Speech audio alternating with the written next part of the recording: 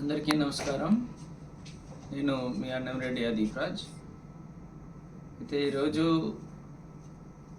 ఎంత స్పీడ్గా పుకార్లు వాళ్ళంతా కూడా హల్చల్ చేస్తున్నాయో మనందరం కూడా చూస్తున్నాం. నిన్న సాయంత్రం 4 గంటల నుంచి 6 గంటల వరకు కూడా పెందుర్తి నియోజకవర్గ పరిధిలో ఉన్నటువంటి వైఎస్ఆర్ కాంగ్రెస్ పార్టీ ఆత్మీయ సమావేశం ఏర్పాటు చేసుకొని కార్యకర్తలందరితో కూడా బ్రహ్మాండంగా కార్యక్రమం చూసుకొని తదనంతరం కుటుంబంతో కలిసి సరదాగా బయటికి డిన్నర్ కూడా వెళ్ళి రావడం జరిగింది.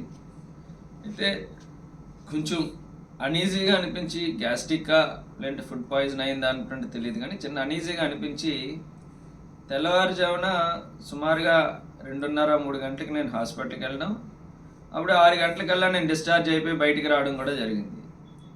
ఏమీ లేనటువంటి విషయాన్ని ఇవాళ ఏదేదో జరిగిపోయినటువంటి విధంగా దాన్ని ఎంతో పెద్ద విషయంగా ఇవాళ మీడియాలో కానీ సోషల్ మీడియాలో కానీ ప్రచారం చేస్తున్నారు. ఇవన్నీ కూడా అవాస్తవం. నేను క్షేమంగా హ్యాపీగా ఇవాళ మా ఇంటికి వచ్చి ఆల్రెడీ రిలాక్స్డ్గా నేను ఉన్నాను. మా కుటుంబ సభ్యులందరితో కూడా బాబుని ఇప్పుడే సిల్వర్ ఓక్ స్కూల్లో కూడా బాబుని కూడా జాయిన్ చేయడం, ఇవాళే జాయిన్ చేయడం కూడా జరిగింది.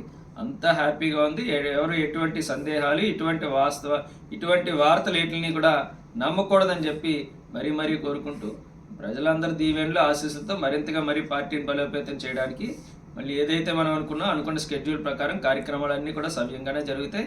రేపు ఎల్లుండి నుంచి మళ్ళీ అందరికీ కూడా అందుబాటులో కూడా ఉంటాను.